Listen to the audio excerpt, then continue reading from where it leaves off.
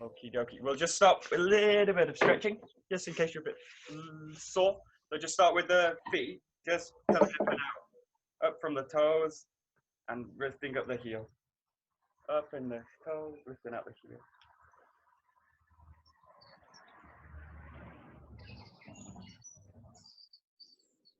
Good. And then just pressing the weight into one leg. Just rolling the ankle.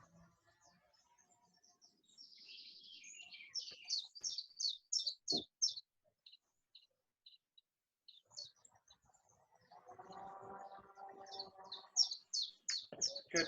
Pressing into the other leg. Big circles with the ankle.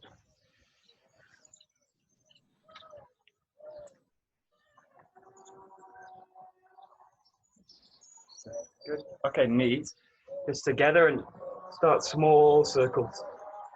The knees together.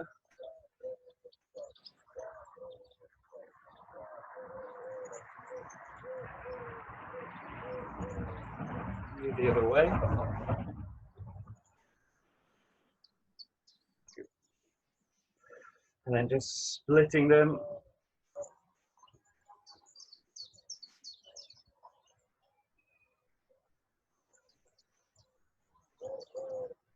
Good. Outside to in, inside.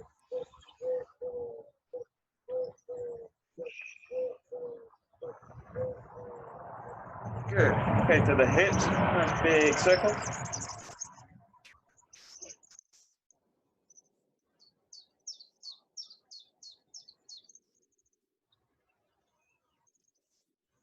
And the other way.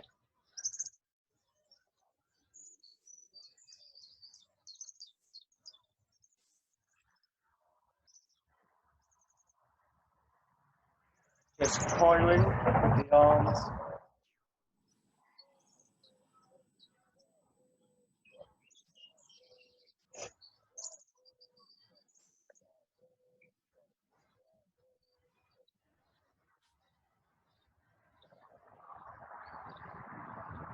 Good. Shoulders.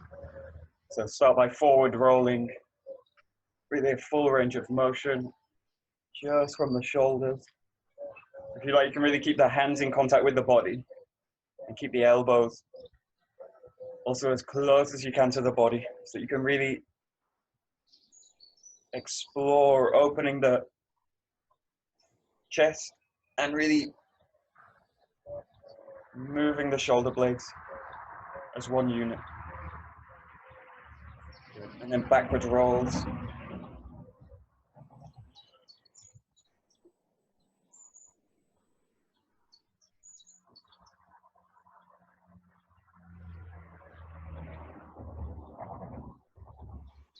Okay, neck rolls. Just start small and just using the eyes, just drawing circles. Just go as far as you can, comfortably.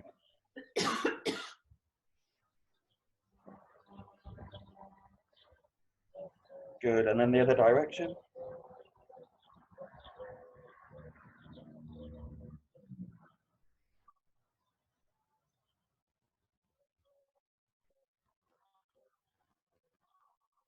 Good.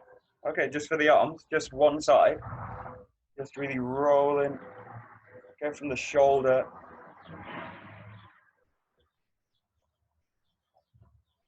Really open out the whole joint. So you're going to brush the kind of the bicep to the ear.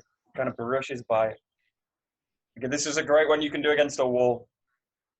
So for a range of motion, this is a good exercise. And then backwards, just brushing the ear as it goes.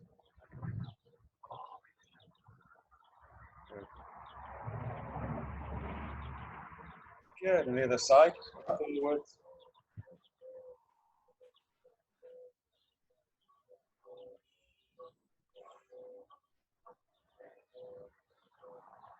Good, and backwards.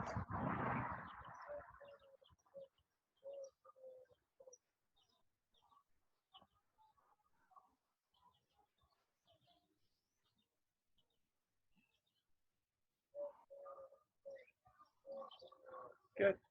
Okay, just stretching up. Nice deep breath in.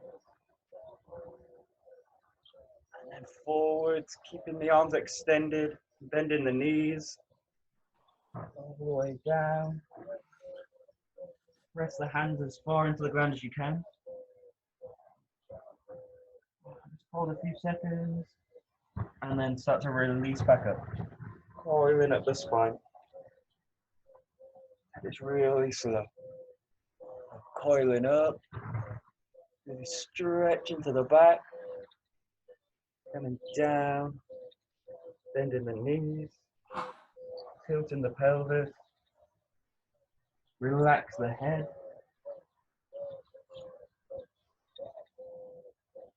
Slowly come up the body. One more time. Deep breath in. Deep breath out.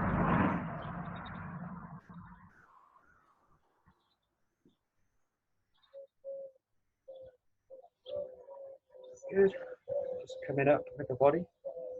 Okay, these kind of dynamic swings. So from here, you're going to roll down and swing up. Swing down, swing up. Really keep the knees flexible. You're going to really sink the weight through the knees. Roll up. So really focus on pressing weight through the ground.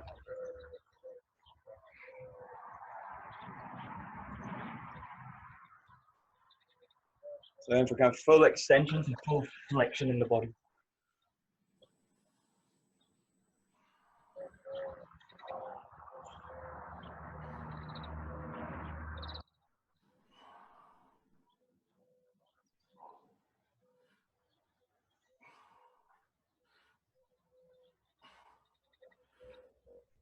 Good.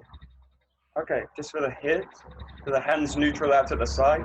You know, coil the hips, hand to shoulder, front hand to shoulder, and back hand to the back, small of the back. And unlock it, come to a neutral position, roll this way. Go to neutral each time. Really focus on sinking the weight down. Release it. Sink the weight down. Release.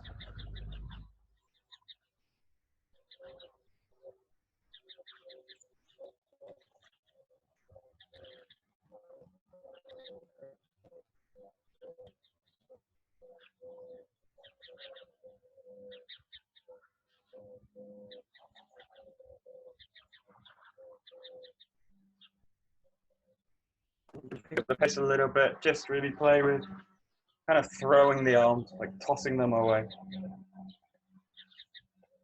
Do it with the same dynamic as sinking the weight down, sinking the weight. And just send the arm where you want it. Send the hand where you want it in this case.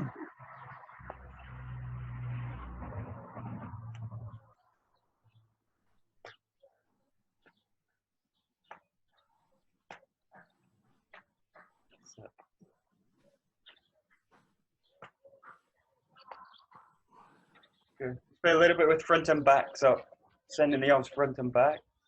This way, really opening the shoulder joint up dynamically. And again, really focus on sinking the weight. Sink the weight into the legs. Start to really turn the spine so that you're going to face side to side each time. So if you're kind of this way on, you're really, at this point, you're really going to be, the spine's going to be really facing this way. So kind of look side to side. This way. Sink the weight. That's it. Good.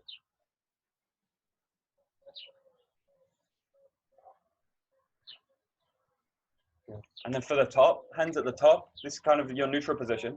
And you can do the same thing, just side to side. Bring the arms down to this position, and then bounce them back up.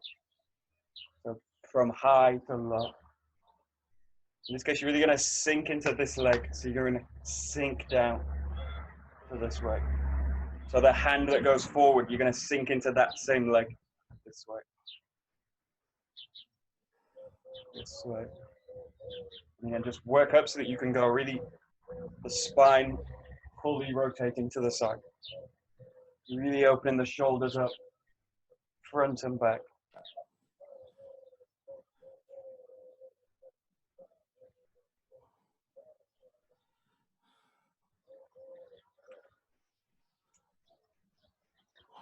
Good.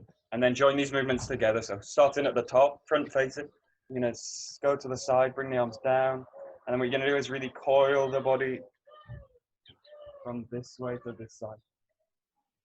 You do this really slow. So side to side, making now a full rotation.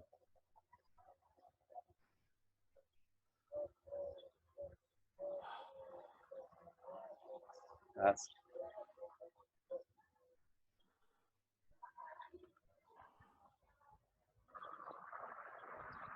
good. And then just change the rotation.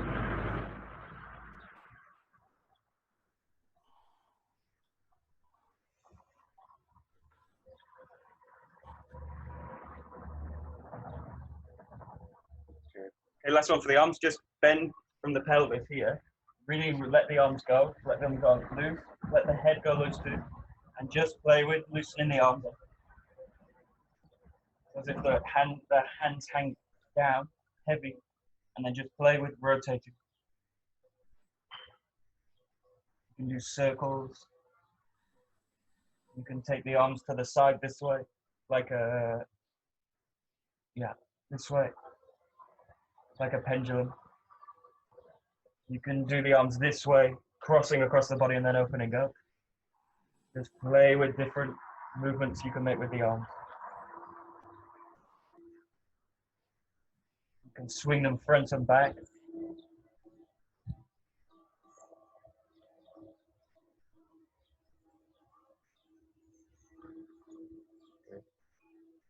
Good, and then just slowly coming up, just shake the whole body out.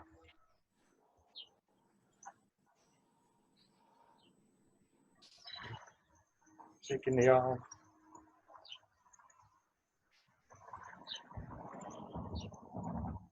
Shake the legs.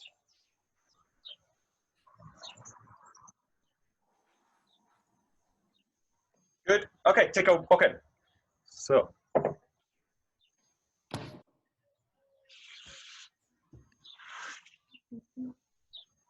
Okay, so Dila asked a good question at the beginning about Zengo Giri and the rotation in it. So we'll look a little bit at this. We'll go straight into Zengo Giri from this position. So just take this really slow. So starting from right hand me, you're going to find the back, sink the weight down into the cut. Now you're going to find the rotation, keep the weight settled down, rotate down. So just start with the basic form this way. Take it really slow, so no power. And just really focus on the body now, rotating, sinking into the ground, sinking the hips for the cut. So releasing, sinking, releasing, sinking. Yeah, just Zengo Giri in your own time, nice and slow. So two-way cutting.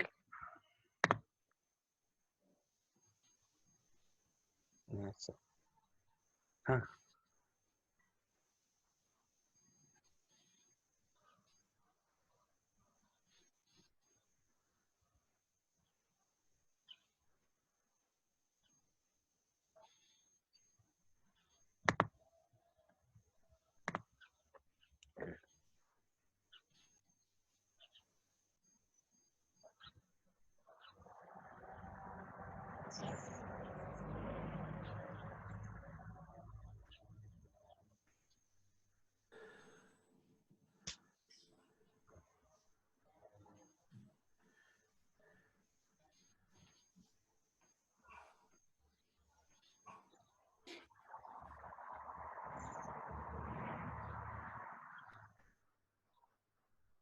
Okay, good. So just experiment with, there's a ton of different ways you can make this rotation happen in the body. So there's so many different ways of doing it. You can really explore with it. In this case, we've got the rotation. What I can do is push off the front foot this way and then land the body. Push off and land the body this way. So I'm kind of launching off the ground to do it this way. You can also, in this case, keep the feet down and just rotate through the feet this way. You can do this rotation two ways, through the balls of the feet, this way, or through the heels. Yeah. And then the other way you can do is sinking the weight down into the front foot and then opening the hip out. Sinking the weight down, opening the hip. Sinking the weight down, opening the hip. Yeah, so there's lots of different ways, and there's many more as well. But in this case, just play with how to rotate the body. None of them are wrong in ways to rotate the body. In terms of rotating the body, the goal is I succeed. So if I'm thinking just in terms of rotating the body and looking this way, it doesn't really matter in terms of how I move the body. The goal is reached. But how I do it in terms of functionality in martial arts training really matters. So play with all the different ways you can think of to rotate the body. Okay, give it a try. So just, you can do without the sword, as if someone kind of calls your name behind you.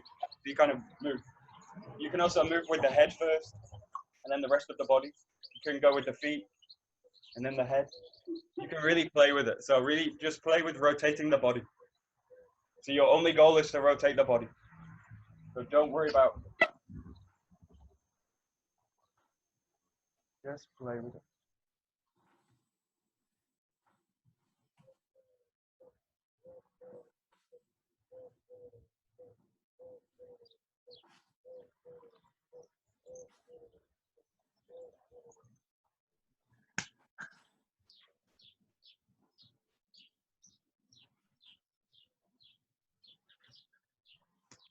Good.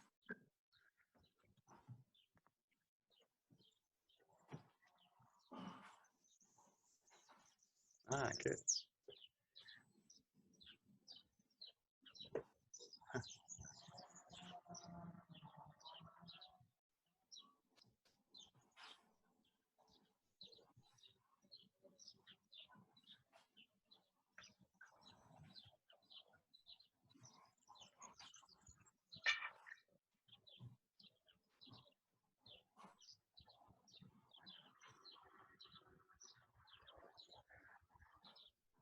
Good.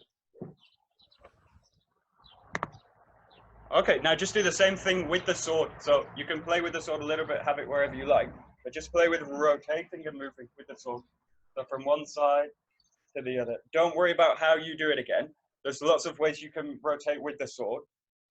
I'm not really bothered so much about how you do it. In this case, just explore kind of possibilities of movement. So any kind of rotation you can make, and any kind of movement with the arms. Just really play with it. Really feel the difference. They should all feel very different. So just a very simple rotation.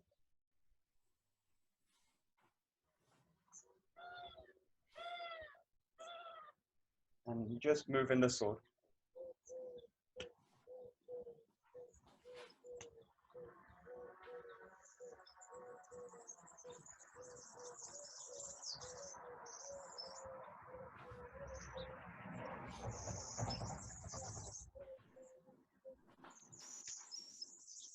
Good.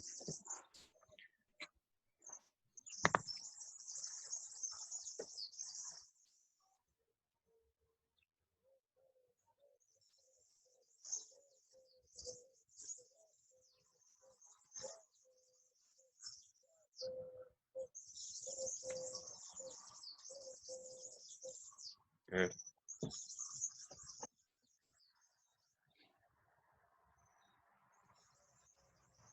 Okay, good. So all of those are ways to move the body. None of them are good, bad, right, wrong. It doesn't exist. In terms of movement, there's just movement. Now, in terms of functionality of movement, there is better balance and less balance. So in terms of functionality, I really need to be balanced during the movement. So what I want you to do now is the cut, but I want you to also keep all these different kinds of rotations. So you can rotate just from the feet, just from the heels. You can rotate by pushing off the background, the back leg. You can rotate by swinging the body forward and then swinging the body the other way. You can rotate like the head first and then do it. Feet first and then cut with the head. So just explore the cutting motion, this basic cut, and just explore all these different kinds of rotation. and feel what happens in the body when you do it. Ideally, kind of practice them slowly, but again, just really play with the different kinds of possibilities that you've done up to now with the rotations, and feel what happens in the body as you make them. Really think in terms of balance, what's happening in the body as you do it. So just try it. They should all feel very different. So each rotation should have a different kind of quality.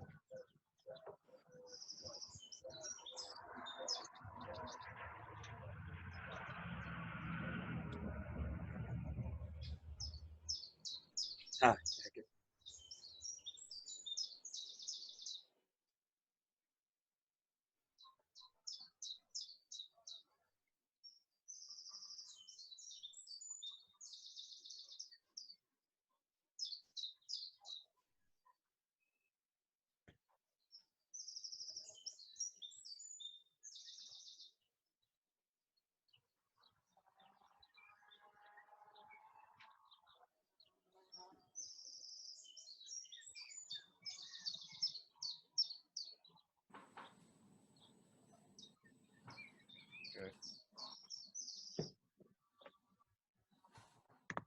Okay, good. So if you're really exploring these possibilities, you will find the body is really struggling for balance in some of the rotations, especially if I go to these movements with like the heel.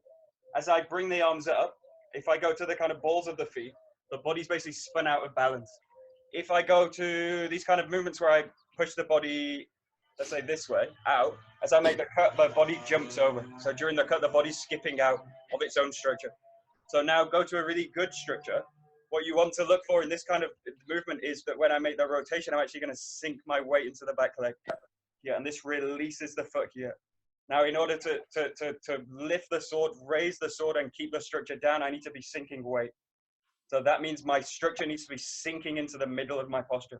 If I'm in any way forward or back or on the heels or just on the toes, during that rotation, your structure will just get distorted as you go. So really feel now that you can sink the weight during the raise. The important part is this very first move. This. So you're going to really sink down into the back leg. So you really finish this cut right in the middle of the posture. You're going to release, transfer the weight here into the back. This releases the front foot to be able to move. And then I shift the weight here. So it's a practice of compression and shifting. This is important because I'm actively doing something. So I'm making a raise with the arms and I'm making a cut. So it's important that during the rotation, I keep the weight of the body down. Down. So just keep this really slow now and feel the weight transfer. So I'm always connected into the ground and not spinning out of it or pushing forward to do it. These kind of movements. So really just sink and ground the cut. In a sense, you don't need to ground or think about grounding because you already are grounded. You just need to align the body to the ground. So this is really what you're doing. You're just aligning the body into the ground. That way. Yeah, just really explore a kind of very balanced, grounded cut, especially during this very first raise during the rotation.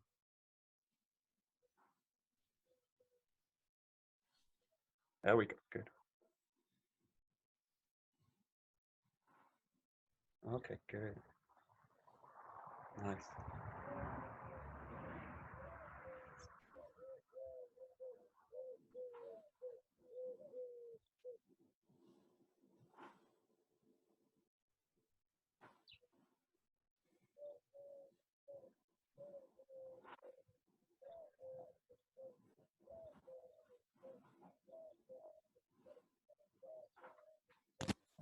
Michael, Yeah. I have a question. Yeah, sure, go ahead.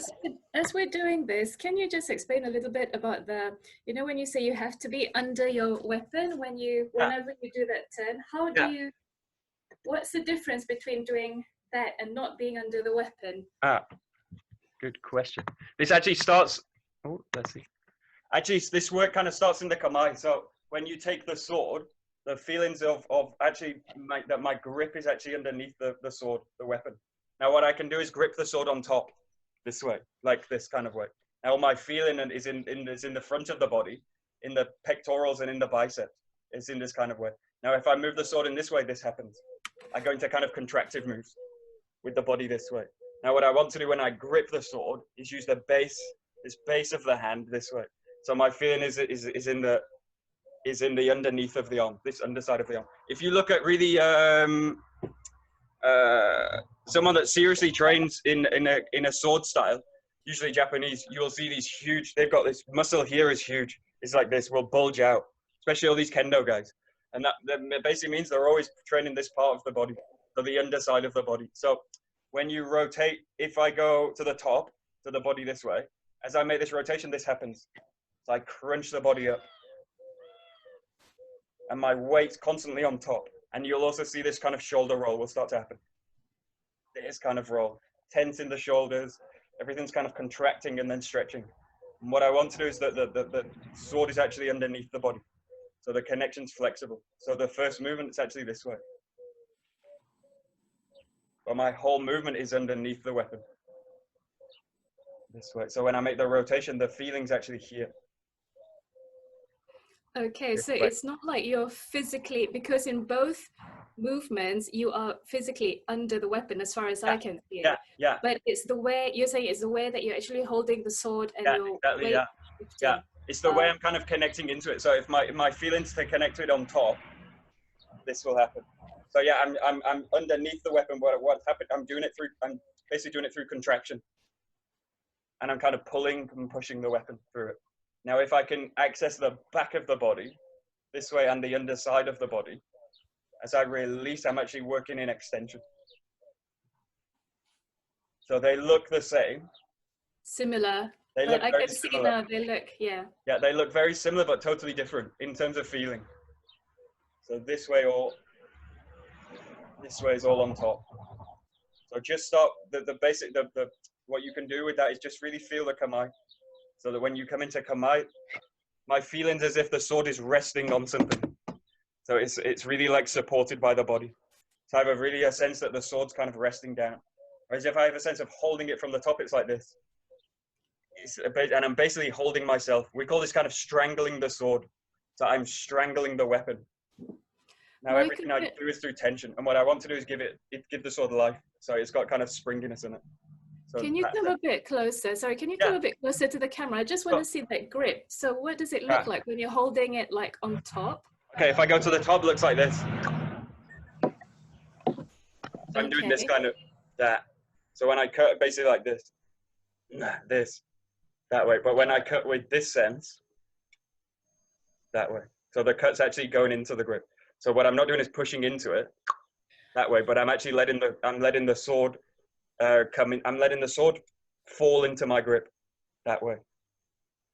But if I go to the other side, that way.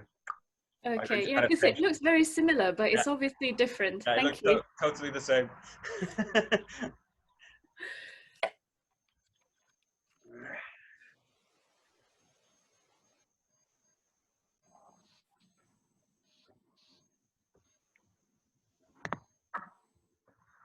Roland. May I ask you one question? Of course, go ahead. I got the picture in the very first beginning, before I move. I got the picture that I have to, that my Bokken is sticking into a wall. I have to cut it out. So, but this picture or this symbol leads my body leads my body into attention. So I'm not sure if this picture is useful.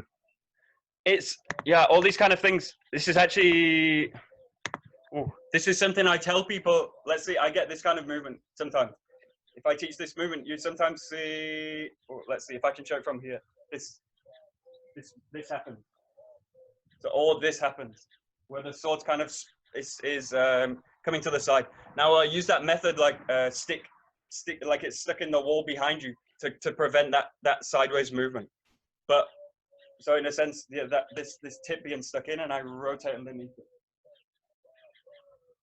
Rotate underneath it. rotate underneath it. But if I have that image too long, it becomes a trap, because and then I go like the sword is stuck in the wall. So your brain doesn't distinguish between image and action. So if you really believe that image, it will be as if the sword is stuck in the wall. Now that's not true. The sword is not stuck in the wall. So in a sense, oh, I'm breaking up a little bit. In a sense, when you do this movement, the sword's free. But if I have this really fixed image, like the sword is stuck in the wall and I need to rotate underneath, this creates all this tension in the body because it's not stuck in the wall. So basically the sword's just going to follow the body. Now that teaching that image is used in a way to just maintain the line. Yeah, okay. And prevent this kind of movement. Okay, thank you. Yeah, thank you very much. This is very helpful. Use these images until the point they're no longer useful and then get rid of them. That's my advice.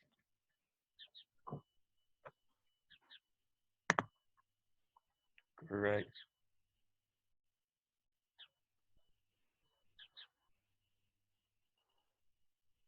Good.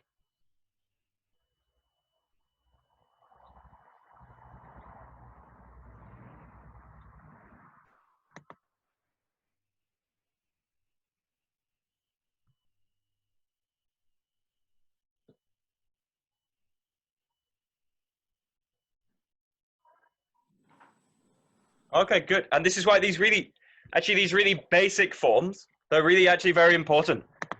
But only if I'm practicing in a way where I make them important. So if I'm practicing like the first saburi in a sense, just that I'm making the first saburi and doing a cut, I will get bored to death very quickly. So I will one get bored and I will get into a kind of trap that I'm doing repetitive cutting. So all I'm doing is the first saburi. And the same with things like Zengo Giri. Yeah, I'm just cutting to the front and the back. If you teach these to adolescents, they just get bored after 30 seconds. Cutting front, back, yeah, I've got it. Move on, next. But in a sense, if I'm really studying how I'm moving the body and how I make the movement, you can really go as deep as you can, or as deep as is possible into these moves. So really studying the dynamic in the body in this way and really focusing on how you do what you do. And actually focusing on this is when you go into the why. Why am I doing this movement? What's the point? So in a sense, go now to without the sword, you're going to practice this same movement in a way you're familiar with, just like Murotodori. So you sink into the back leg as you make this movement. So I'm doing the same kind of thing. I'm just making a rotation to the back. So again, you can do this in as many ways as you can rotate the body. This way, this way. But in a sense, what I want you to do is really take the weapon work from here, really as if you've got the sword here, rolling to the back leg and sinking in this way, sinking into the ground here. Now from here, you're going to really rotate spiral this way. Yeah, so it's a different work in terms of the hands, but the feeling is very similar. So really have a sense you're going to sink to the back leg. This releases the front foot. So you sink in, and then I sink into this leg. The body's in the middle, and then I find a spiral to the back. Yeah, so just really play with this. Do 3 each side. So really find the extension as if you've got the sword. So not locked out, extended. Extended, sink the body in. Rotate to the back, coil in. And then just come back. Just 3 each side. Sink the weight, coil in. Sink and coil.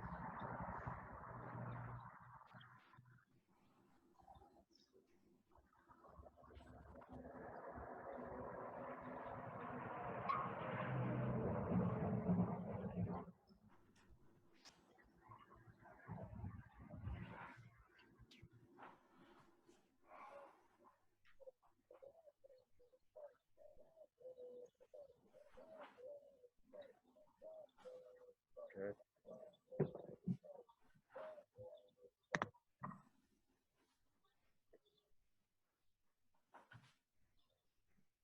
Oops.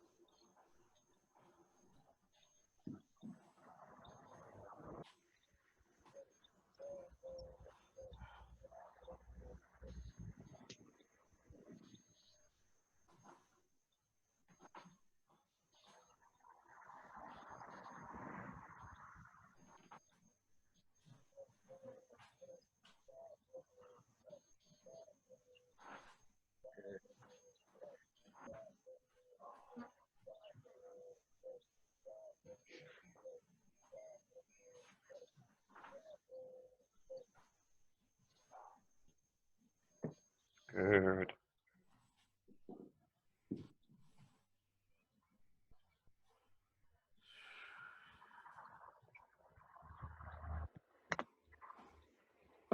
Yeah, and again, in this sense, I want to work again. This question of Serena's, like the being on top and being underneath in the way I use the body. This is the same in terms of the handwork extension. I can be on top and in the front this way. So my body's tense, and this is all intention here. And so I make this movement. I go into these kind of positions, this kind of position, and then this kind of position. This is all frontal. This is contracted work. This way and pushing. This is pulling and pushing. And in a sense, what I want to do is light up the underside of the body, the back, the lower back here, and then the glutes here. So this line that runs through the body this way, all the way through the back of the body. And then what I want to do is sink that weight down. So I'm actually working at this point in extension, lengthening and extension this way. So in a sense, if I go here and then I go into contraction, then I get stuck. If I go underneath the grip and I work this way, I actually raise underneath you've got these two hands on the grip, very heavy. So what I need to do is get underneath it and then crawl through it this way. So really practice now using the legs. The lower body is going to really roll, sink, roll and sink. Work with it, lengthening and extension and not contraction. Just really this kind of sense.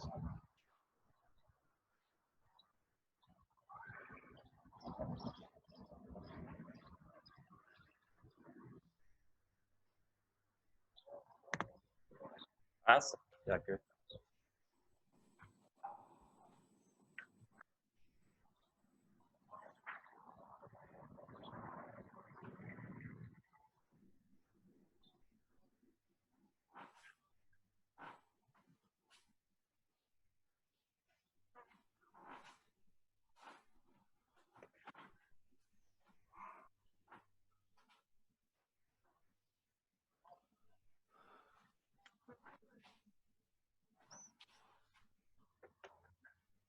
Good.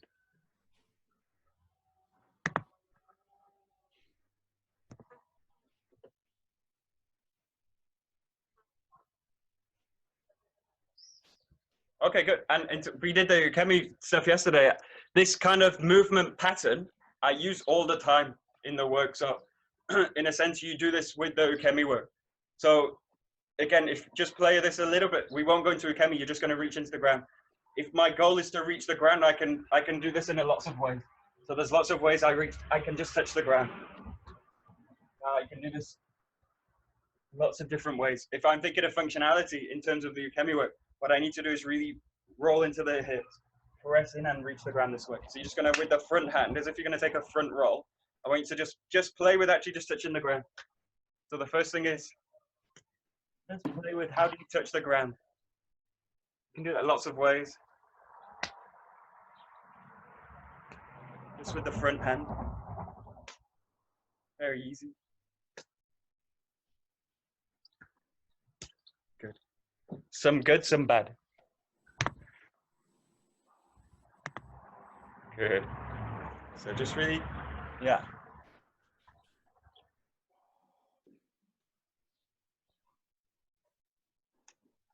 Good. That's it, yeah.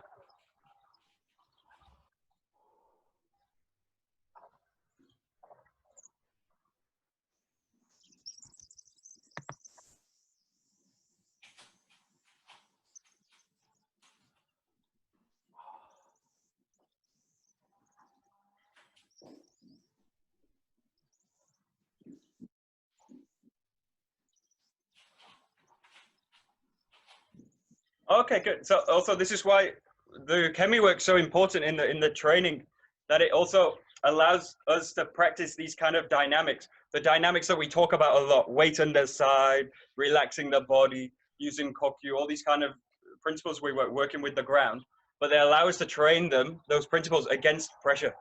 So whether my ability to do them against pressure is really what's important. So obviously there's pressure in terms of the person, if they're holding me and I'm trying to do the technique, that's a kind of pressure, but it's a different kind of pressure, someone throwing you into the ground. How do I still align myself to the principles that I say I practice? So in a sense, what I want to do, if I'm talking just in terms of balance of the body, what I really want to do is work within balance. Yeah, so now play with the best way you can do reaching the ground in terms of balance. Which means these kind of movements are way out. I'm way out of balance. So really look for now using the lower body, relaxing, and also really use an extension in the arm. So the arms need to be an extension in order to reach into the ground. So just using the front hand, reach into the ground with a maximum sense of balance. Feel totally comfortable.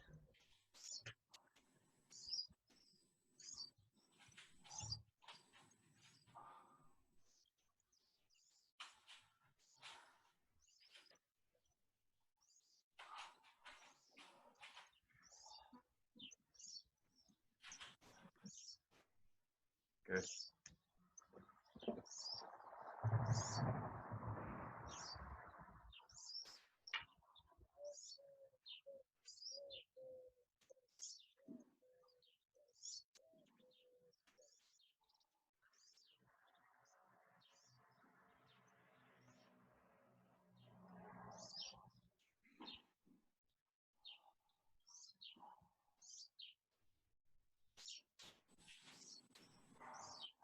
Good.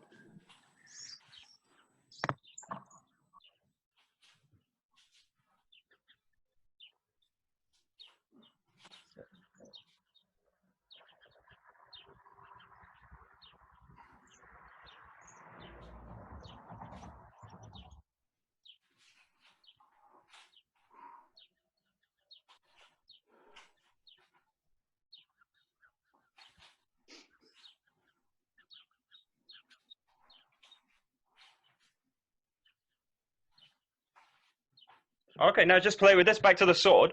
So you can now use the kind of Zengo Giri motion. You can go to a cut, or you can do actually any kind of movement. Let's see, I'm going to show you. I'll just show you, it's easier this way. So you can make this kind of cutting motion, really look for balance. Yeah, and you can also transform this movement to these kind of movements. These kind of movements. Really play with this kind of rotating movement. Any kind of rotation where you're going to press into the back. Roll to the body. So just play with compression patterns in the feet and rotating the body through a movement. Keep it simple. Just focusing on either a curve, really any kind of movement. Just really going to the compressions in the footwork. Slow the better. The slower the better. Yeah, just really play with it. Compressions in the feet, really looking for balance. Yeah, that's it. Good.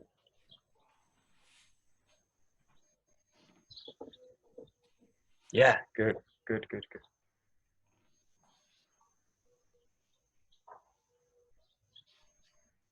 That's it. Yeah, good, Catherine, good.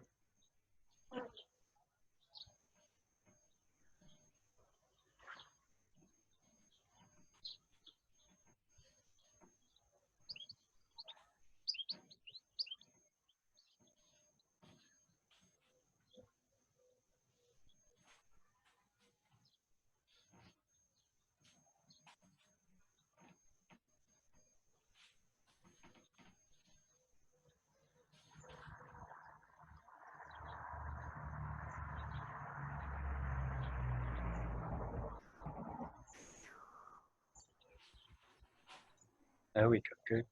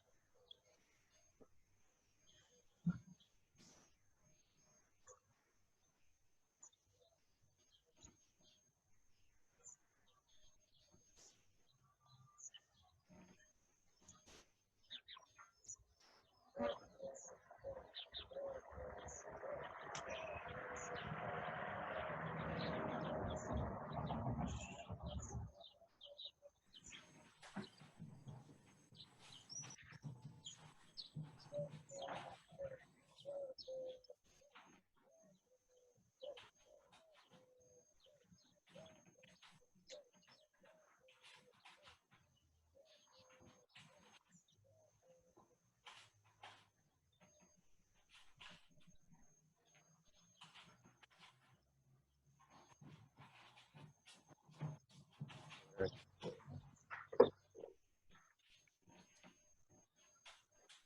Nice.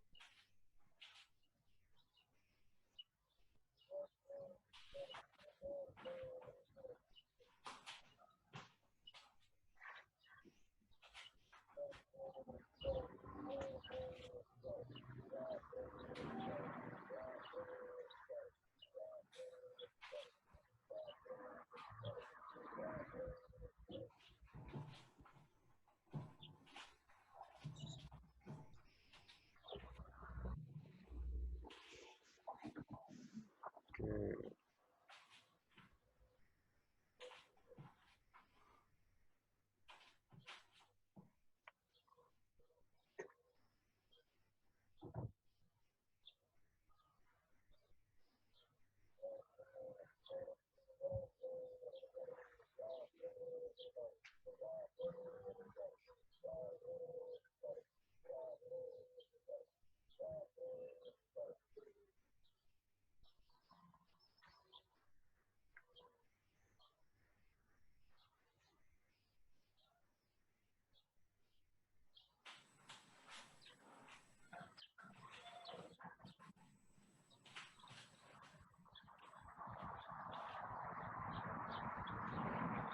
Okay, good.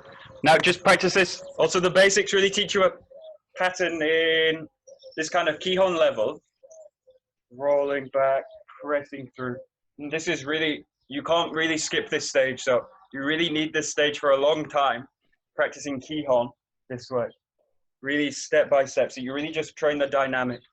Going this kind of way. It's where we spend so much time on the first Saburi, the second Saburi, Happo Giri, all this kind of stuff. Zengo Giri. In a sense, what you want to do is now shift into this dynamic so that it is dynamic. So this way of using the feet compressing into the ground, what I want you to do just with the sword, just move now in a way you're going to use rotation. Don't worry about what you do with the sword. Just let them follow, let the hands follow, and just really work now on dynamic compression patterns in the footwork. So really moving through the body, keeping everything loose. But I'm basically never going to now stop and then press. So you're going to now just really pull through the footwork, but always pressing into one foot. So your weight's always going to now press into one foot. And ideally really into the ground with a sense of being underneath the ground. So as if you're sunk through the ground. Ankle knee deep in the ground, that kind of feeling. Really just move the body. Don't worry about how the sword moves, just let it do its work.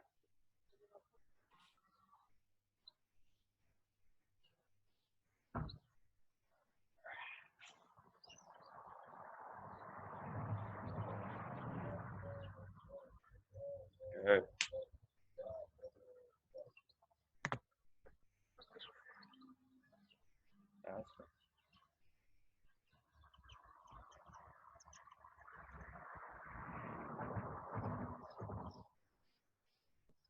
That's it.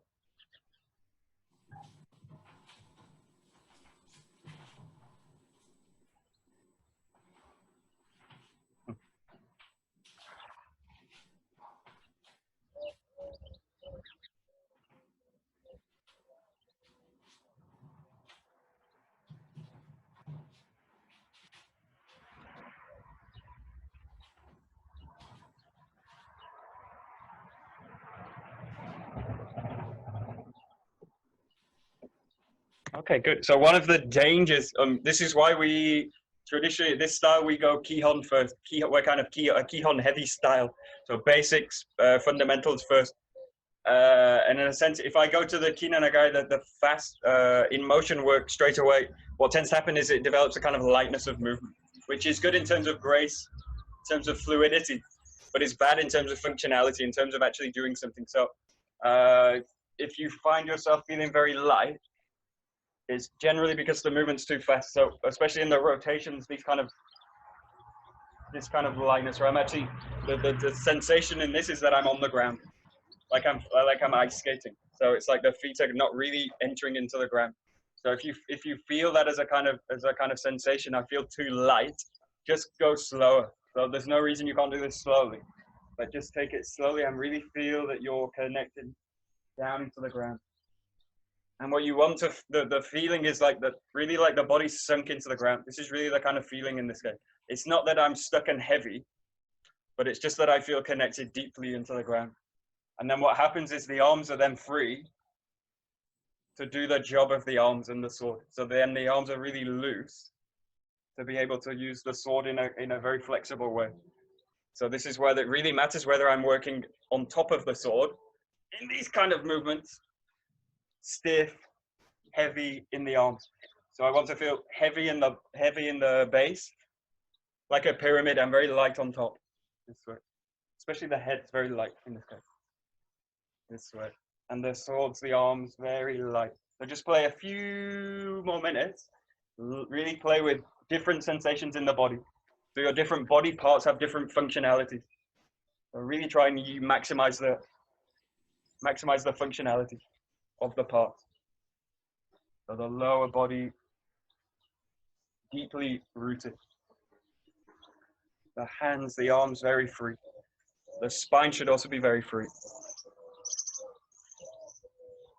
The spine should really feel like it's kind of floating on the top of on the base of the body.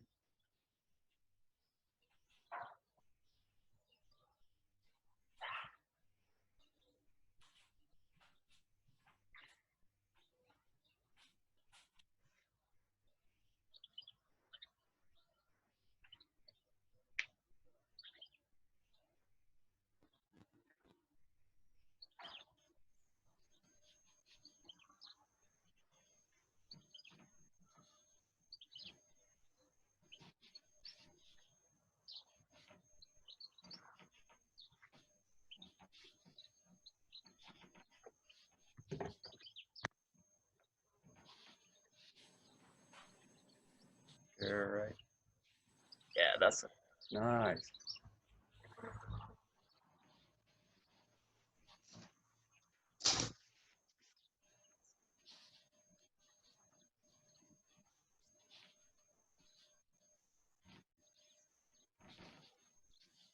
Good.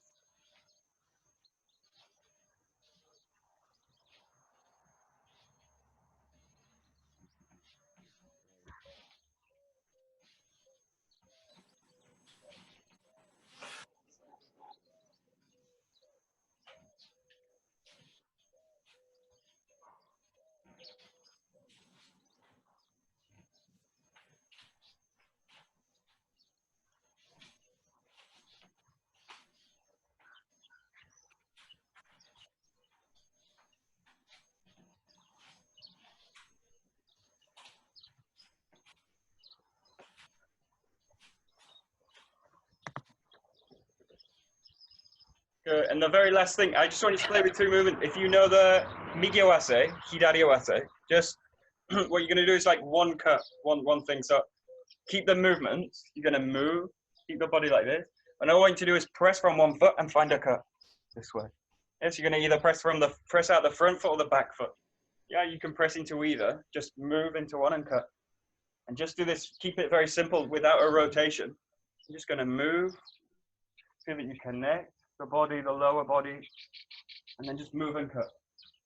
Okay, so the impulse is going to come directly into the foot, release into the foot, and then go with the cut this way. So really just moving around freely, and when you feel any kind of impulse to make the cutting movement, just go for it.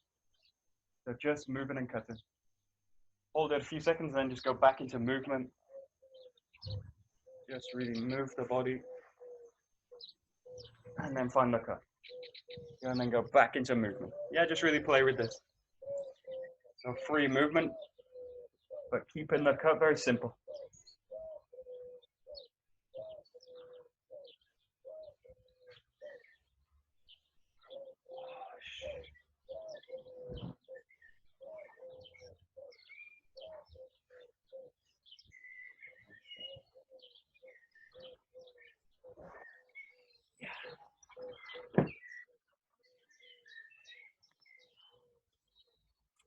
Yeah, that's it.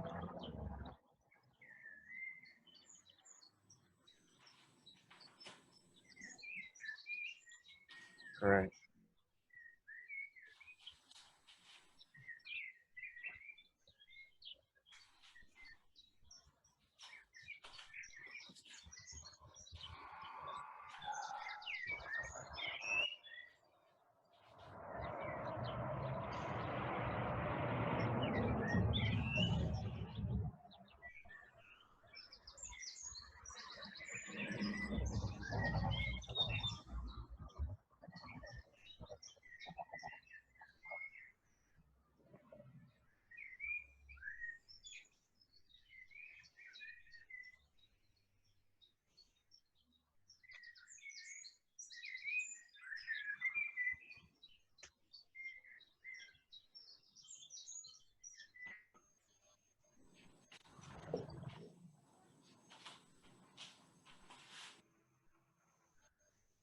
Okay, great, good.